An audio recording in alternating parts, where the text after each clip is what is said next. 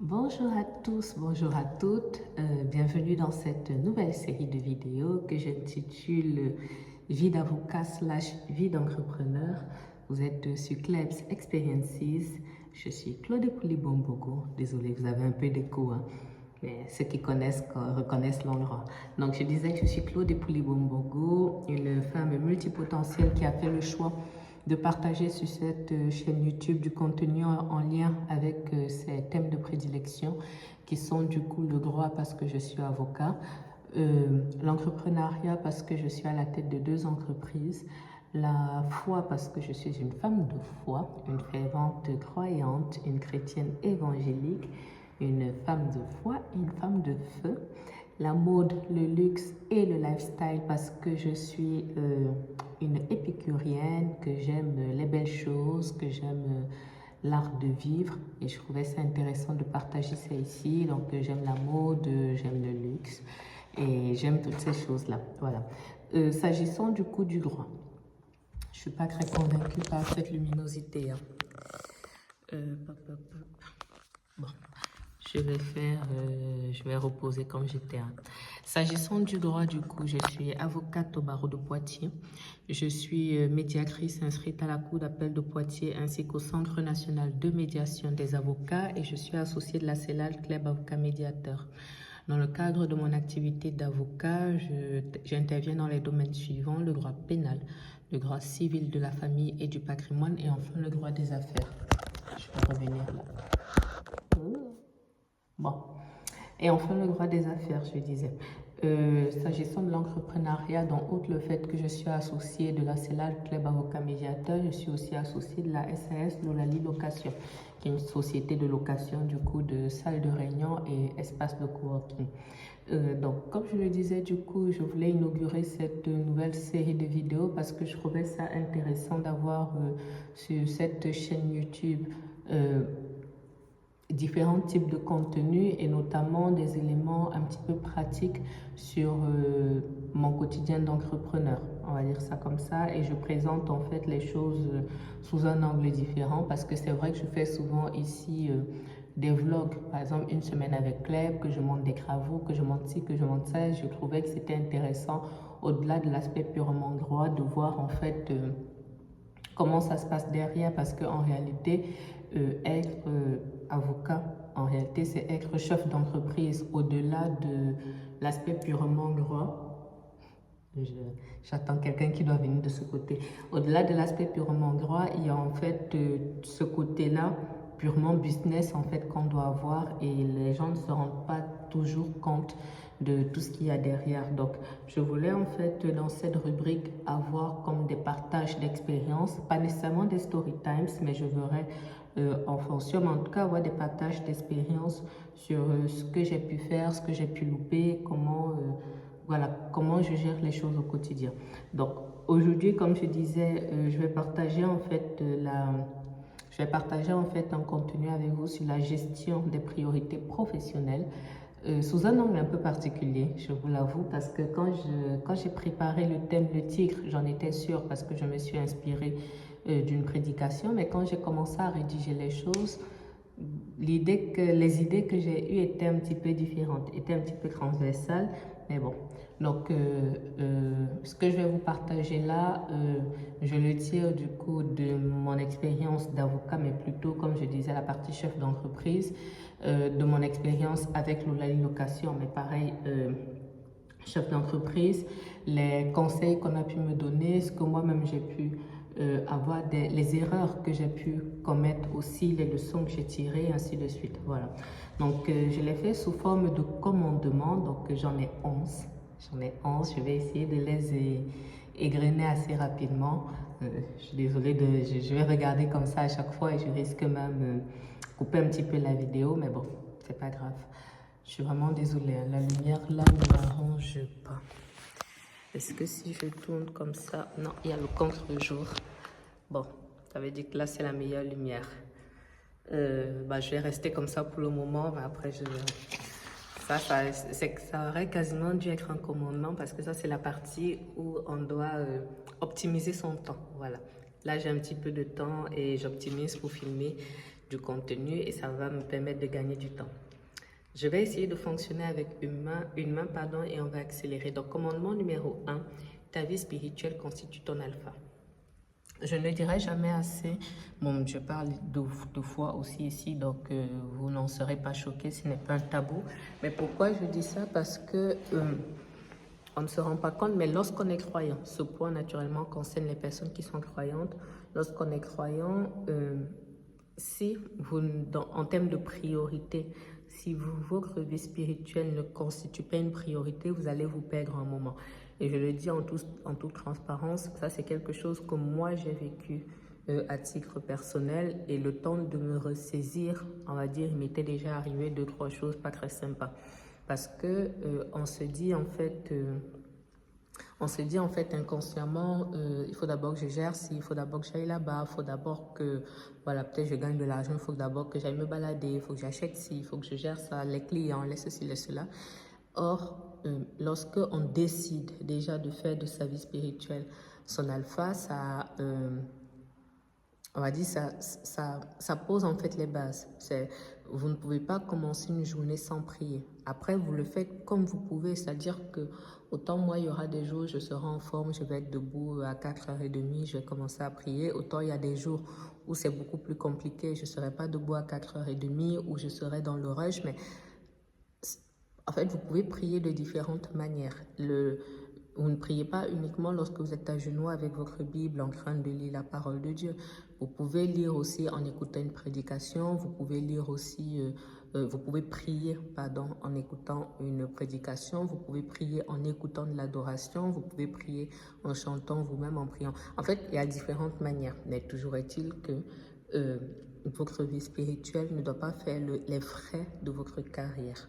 C'est extrêmement important. Donc ça, c'était le point numéro 1. Maintenant, point numéro 2. Ta santé mentale constitue ton indispensable. Je m'explique, j'ai très souvent parlé ici des questions de santé mentale et j'avoue que moi-même, je me suis vraiment rendu compte de cet impératif-là depuis à peu près 2-3 ans et encore plus l'année dernière. Cette lumière, c'est pas la folie, hein. Bon, par contre, j'aime le fond rouge.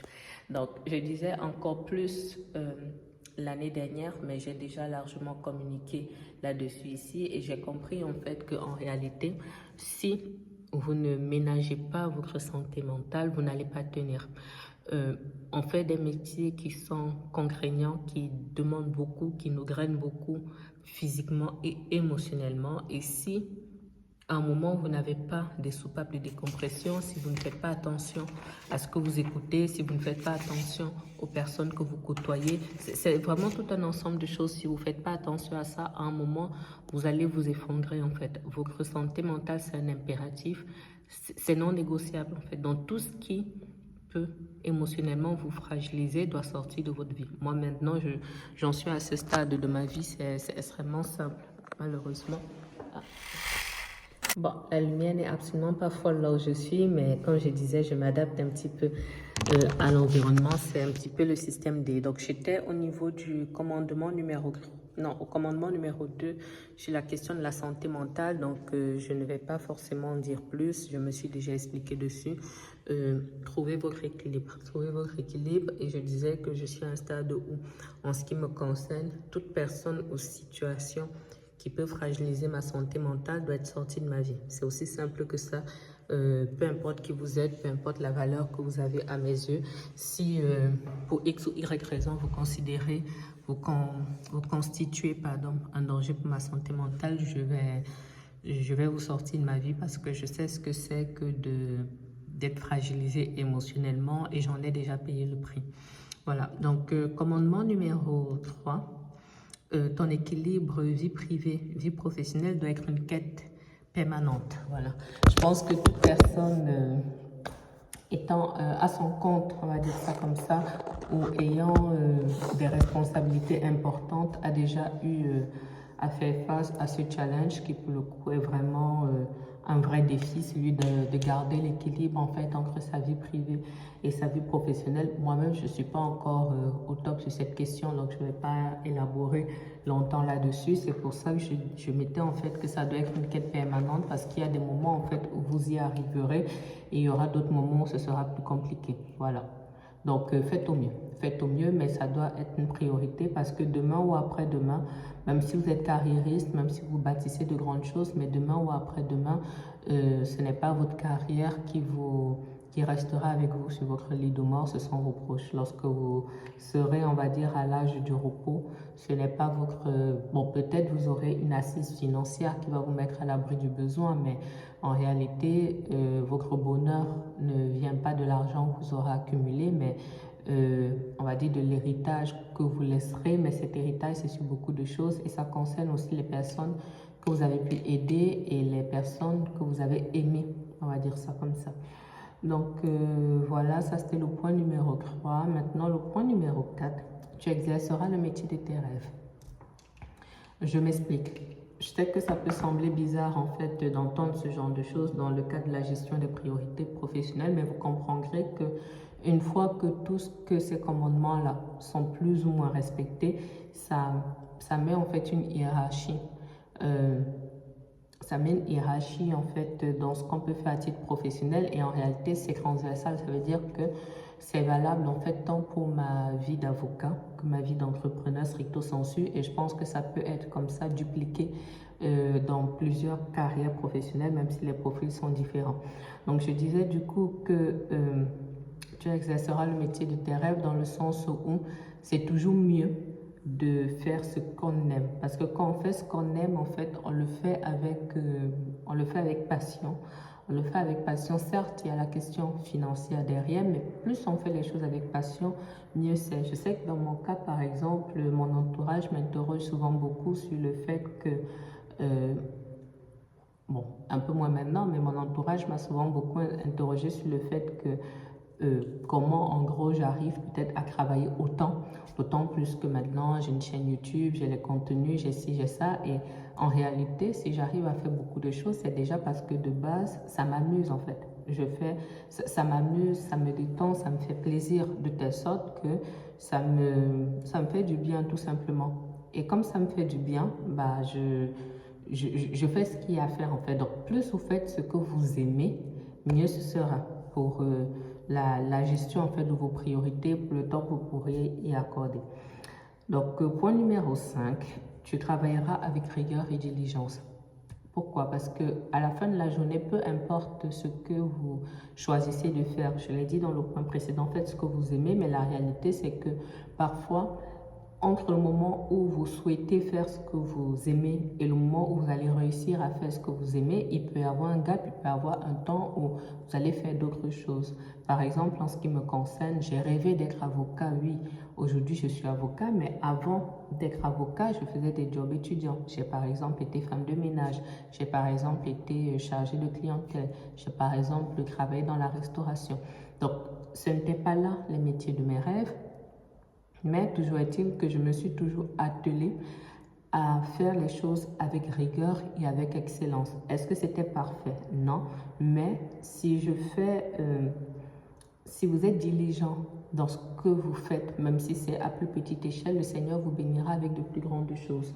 Donc ça, c'est quelque chose qui ne souffre de rien. Donc peu importe ce que vous faites au moment où on se parle, pour que vos priorités professionnelles soient bien établies, pour que vous puissiez avancer, il faut que vous puissiez faire les choses avec rigueur et avec diligence. S'il faut que vous embauchiez tôt, vous embauchez tôt. S'il faut que vous puissiez vous former pour que vous puissiez exceller dans votre travail, vous faites ce qu'il y a à faire, vous faites les choses avec rigueur. Donc ça, c'était le point numéro 5. Donc point numéro 6, il faut donc le commandement numéro 6 pour assurer, on va dire professionnellement, et pour réussir à gérer ses priorités professionnelles, il faut toujours apprendre. Il faut toujours en fait avoir des mentors. Les mentors sont des personnes en fait qui ont accompli des choses dans ce que qui vous précèdent, on va dire ça comme ça. Les mentors sont des personnes qui ont accompli des choses dans le domaine en fait que vous voulez, mais de manière plus globale, puisque là c'est une vidéo, on va dire plutôt business. Moi, il y a des personnes qui m'inspirent aujourd'hui, qui ne sont pas nécessairement dans le même domaine d'activité que moi, mais qui m'inspirent parce que ces personnes-là ont réussi dans ce qu'elles font. Parce qu'en réalité, le succès répond à des règles et même si, je ne sais pas moi, si peut-être vous êtes dentiste, moi je suis avocat, si vous réussissez en tant que dentiste et que moi j'implémente ce que vous implémentez, je vais réussir aussi en tant qu'avocat. Voilà, donc vous pouvez vous inspirer des personnes qui sont en avant dans votre domaine précis, c'est l'idéal. Mais si vous n'avez pas autour de vous une personne qui a réussi dans votre domaine précis, mais que vous vous inspirez d'une personne qui a réussi en matière de business de manière globale, ça passe. Je sais que par exemple là de tête comme ça, bon, j'avais déjà fait une vidéo ici sur les personnes qui m'inspirent, mais je pense par exemple là tout de suite à Lady Sonia. On n'est pas dans les mêmes domaines de compétences du tout, mais c'est une femme qui accomplit un certain nombre de choses dans un certain nombre d'aspects de sa vie, et moi ça m'intéresse très très fortement. Je vous ai souvent parlé aussi ici du pasteur Yvan Castano et son épouse pasteur Maud, ainsi de suite. Il y a beaucoup de personnes comme ça. Les personnes que je vous ai citées là ne sont pas des avocats. Par contre, ce sont des chefs d'entreprise. Ce sont des chefs d'entreprise, ce sont des croyants, ce sont des personnes, en fait, comme je dis, qui appliquent un certain nombre de règles. Et moi, ce sont des personnes qui excellent dans ce qu'elles font et ce sont des personnes qui m'inspirent énormément. Mais ayez comme ça des mentors qui vont vous aider, en fait, à rester focus sur ce que vous avez en fait à faire. Et c'est d'ailleurs très très intéressant de voir ce qu'ils ont accompli, ce qu'ils ont moins bien fait, parce que ça va forcément vous édifier pour la suite. Ensuite, commandement numéro 7, tu commettras des erreurs et tu apprendras de ces erreurs. Ça, c'est un point extrêmement important pour la gestion des priorités. Pourquoi? Le temps est moche. À la recherche de la lumière. Non, là, on a le contre-jour. Là, c'est un petit peu mieux. Bon, je vais faire ça comme ça. Il y a une chose, en fait, sur les erreurs qu'on m'avait déjà dites au moment où j'avais commencé à exercer, mais je pense que je n'avais pas encore bien réalisé avant de commettre des erreurs moi-même, et de grosses erreurs qui m'ont beaucoup coûté dans tous les sens du terme. Et là, vous le comprenez mieux, vous voyez. Donc, sur le principe, lorsque j'ai commencé mes activités, j'ai toujours su que je commettrais des erreurs. On va dire en soi, ça, ce n'est pas un problème, mais lorsque vous commettez une erreur qui a d'importantes conséquences et qu'il faut se relever de ces conséquences-là, c'est encore plus compliqué. La leçon est encore plus douloureuse, mais il faut apprendre la leçon. Je vais passer mon temps à tourner, c'est normal. Mais il faut absolument apprendre la leçon. Et c'est extrêmement important parce que, pourquoi est-ce que je le dis avec insistance? Parce que si on n'est pas préparé psychologiquement au fait qu'on commettra des erreurs, lorsque l'erreur arrivera, ça déstabilisera en fait tout ce que vous aurez bâti et ça vous empêchera en fait de vous relever. Cette lumière me pose un vrai problème, c'est pas grave, parce que je suis à l'extérieur et il a beaucoup plu aujourd'hui, donc le temps est vraiment très moche. Donc, je voulais insister sur le fait qu'il faut apprendre de ses erreurs. Déjà, bon, je vais pas dire, on va dire qu'il faut être indulgent avec soi-même, mais surtout, comme je dis, il faut apprendre de ses erreurs. Il faut être conscient du fait que on va commettre des erreurs, mais en réalité, les erreurs arrivent lorsque vous tentez de faire des choses. Vous tentez A, ça se passe mal, vous tentez B en ajustant ce que vous avez appris de A, ainsi de suite. Donc, il faut que ce soit en fait quelque part dans un coin de votre cerveau, et ça va faire en sorte que vous saurez comment rebondir et vous saurez comment avancer. Bon, je vais juste terminer cette vidéo parce que à force de chercher, c'est pas la folie. Alors, point numéro 8, commandement numéro 8, tu réfléchiras toujours en termes de croissance. Pour moi, c'est extrêmement important. Ça, c'est l'une des choses qui aurait été très difficile pour moi à implémenter, mais c'est quelque chose que je n'ai jamais regretté. Jamais, jamais. C'est-à-dire que je n'ai jamais rêvé, en fait, au début de mon activité, de me dire... oh, je vais rester seule, je vais faire les choses petitement. Je n'ai jamais vu les choses petitement, que ce soit pour Club Avocat ou que ce soit même pour l'Olali Location, je n'ai jamais vu les choses petitement, j'ai toujours vu les choses en grand. Et il faut toujours réfléchir en termes de croissance. Ça va rejoindre d'ailleurs un point un peu plus loin, mais c'est la croissance en fait qui vous permet de mieux vous dupliquer, c'est la croissance qui vous permet de, on va dire, de vous en sortir lorsqu'il y aura en fait les tempêtes qui vont arriver ou qui vont au moins amortir le choc. Moi, je pense que c'est extrêmement important, mais vraiment très, très important de croître. Voilà. Après, j'en reparlerai par la suite. Il faut grandir intelligemment, mais il faut trouver le moyen de grandir. On ne peut pas rester petitement du début jusqu'à la fin. Non, c'est pas viable. C'est vraiment, vraiment pas viable. Donc, faut toujours réfléchir en termes de croissance, réfléchir en fait à tous les systèmes qui peuvent être mis en place pour que les choses se passent mieux, pour que les choses soient vues en plus grand, ainsi de suite. Même s'il y a des conséquences, même s'il y a des fois où ça ne se passe pas bien, mais sur le principe, en fait, il faut que ce soit dans un coin de votre tête, il faut que ce soit implémenté. Commandement numéro 9. Donc, tu t'adapteras à la croissance et à la gestion de l'humain.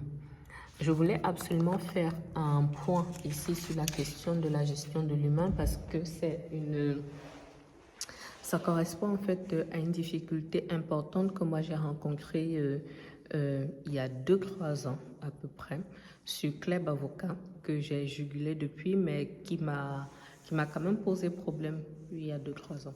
Oui, qui m'a quand même posé problème parce que je n'avais pas réalisé à quel point c'était difficile. Gérer l'humain, c'est extrêmement difficile. Et pour vous dire à quel point ça a été difficile pour moi, j'avoue que je n'avais jamais trop compris pourquoi il y avait exprès des postes de manager, des choses comme ça, parce que justement, comme je dis, gérer l'humain, gérer les caractères, gérer les sensibilités, c'est difficile. Et lorsque vous avez une croissance, donc ça rejoint un petit peu le point précédent, lorsque vous avez une croissance, vous pouvez vous dire que vous allez juste gérer le surcroît d'activité, vous allez avoir plus de flux financiers et tout le reste, ça c'est bien. Mais très très souvent, qui dit croissance dit personnel. Qui dit croissance dit, comme je disais, aptitude de se dupliquer, donc des personnes qui vont travailler pour vous. Et c'est extrêmement important dans la mesure du possible de se former le plus rapidement possible sur la gestion de l'humain. Et ça rejoint les points précédents, s'inspirer des personnes qui ont vécu des choses à ce sujet, voir comment eux, ils ont géré en tant que leader, en tant que mentor, apprendre à chaque fois que vous pouvez apprendre, que ce soit de vos erreurs, que ce soit des erreurs des autres, mais savoir que la question du management, ça va être un vrai, le big deal, ça va être un vrai, vrai problème, ça va être un vrai point à voir de près. Voilà. Donc là-dessus, et en toute transparence, c'est un point sur lequel moi, je me suis beaucoup brûlé les ailes, mais j'ai aussi beaucoup appris. J'en reparlerai lorsque je ferai la vidéo sur l'année 2025, mais ça c'est l'un des points sur lesquels je me challenge beaucoup cette année parce qu'il y a beaucoup de choses en fait, on va dire, à remettre en place. Voilà, alors point numéro 10, tu gagneras beaucoup d'argent et que l'argent soit ton serviteur et non ton maître. C'est extrêmement important de le relever parce que dans la gestion des priorités personnelles, vous allez voir, c'est intimement lié au point d'après. Qu'est-ce que je fais? Est-ce que je dis ça directement ou non? Si vous mettez en place, dans le cadre de la gestion de vos priorités professionnelles, si vous mettez en place tous les commandements que j'ai déjà évoqués avant, normalement, vous allez gagner de l'argent et vous allez gagner beaucoup d'argent. Maintenant, surtout si vous êtes croyant, il faut bien garder à l'esprit que l'argent est censé être un serviteur et l'argent ne doit pas être ton maître. Si à cause de l'argent que tu touches, ton caractère change dans le sens où des défauts se révèlent, ça va être beaucoup plus compliqué pour toi. C'est-à-dire que si parce que tu as de l'argent, l'humilité, tu n'es plus humble, si parce que tu as de l'argent, tu ne travailles plus, si parce que tu as de l'argent. En fait, il y a beaucoup de choses comme ça. Si tu laisses l'argent te dominer, ça va être très compliqué pour toi. Ce que tu as bâti va s'effondrer. Voilà. D'autant plus que l'argent va fluctuer. Tu vas gagner beaucoup d'argent, oui. Et là, je bascule sur le commandement numéro 11. les périodes de vaches grasses précéderont toujours les périodes de vaches maigres, et ainsi de suite. Donc, si tu ne fais pas attention au commandement numéro 10 sur la manière dont tu gères l'argent et la manière dont l'argent peut te dominer, tu peux te retrouver non plus en période de vache grasse, mais en période de vache maigre. Et si tu n'as pas bien géré la transition, ça va être compliqué. Alors, l'expression vache grasse et vache maigre vient d'un passage de la Bible, en fait, où je crois que c'est le pharaon, oui, qui avait fait un rêve, en fait, que Joseph avait interprété, où à un moment, il voyait des vaches grasses et ensuite, il rêvait de vaches maigres. Il y en avait 7 à chaque fois. En fait, ça a été, ce qui est maintenant une notion d'économie, en fait, mais ça a été un rêve qui a été interprété et qui a posé, en fait, les bases un petit peu de l'économie actuelle sur la question de l'épargne et du réinvestissement. Ça veut dire que tu auras des périodes où tu gagneras beaucoup d'argent, si tu mets en place notamment, du coup, tous les commandements que je viens de te proposer, mais tu auras derrière la période de vache maigre. Tu auras des périodes, en fait, où pour X ou Y raison, tu n'auras rien ou pas grand-chose. Mais c'est la période de vache grasse qui te permet de préparer la période de vache maigre. En ce qui me concerne, j'ai toujours fait le choix de préparer la période de vache maigre en réinvestissant. Maintenant, chacun va avoir on va dire son mode de fonctionnement. Il y en a qui vont épargner grandement, mais après, tous les financiers vous diront, les grands s'y me fatiguent. On va y arriver. On va y arriver, on va y arriver. Donc, j'étais au niveau du commandement numéro 11. Je ne sais plus ce que j'avais déjà dit ou pas, mais toujours est-il que, comme je l'indiquais, c'était une notion d'économie, en fait, que de savoir que les vaches grasses... Non, on va pas y arriver. Il y a du bruit. Les vaches grasses vont précéder les vaches maigres. Donc, en période de vaches grasses, il faut s'organiser en fait pour pouvoir préparer les périodes de vaches maigres. Donc, c'était ça le raisonnement et c'est quelque chose qu'il faut essayer d'implémenter le plus rapidement possible. Et je disais qu'en ce qui me concerne, moi, je n'ai jamais eu en fait en priorité, on va dire, de garder pour garder. Moi, j'ai toujours maximisé dans mes activités la question de la croissance et tous les grands financiers vous diront que même quand vous épargnez, à part le fonds de secours qui vous permet de gérer les urgences, lorsqu'on épargne en fait à un certain stade, l'épargne, c'est pour pouvoir réinvestir. C'est comme ça en fait qu'on se prépare en fait aux périodes de vaches maigres. Et je sais qu'en ce qui me concerne, j'ai connu en fait une période de vaches maigres à un moment, mais parce que j'avais eu avant des périodes de vaches grasses, ça m'a permis d'amortir le choc lorsque les périodes de vaches maigres sont arrivées. Donc, voilà pour ce 11e et dernier commandement. Je vais m'arrêter là. J'espère que ça vous aura plu. C'est aussi la fin de ce premier épisode sur vie d'avocat, vie d'entrepreneur, filmé dans des conditions particulières, pas dû à un mouvement de grève, mais tout comme j'espère que ça vous aura plu, j'espère que vous aurez appris des choses. Je vous lis dans les commentaires, toujours dans le respect, sinon vous le savez, c'est un blocage. Je vous mets ici, là, les vignettes des 2 précédents épisodes, donc l'épisode du mercredi et l'épisode du samedi qui précède. Donc, je vous laisse prendre soin de vous. Je vous dis à bientôt sur Klebs Experiences. Au revoir.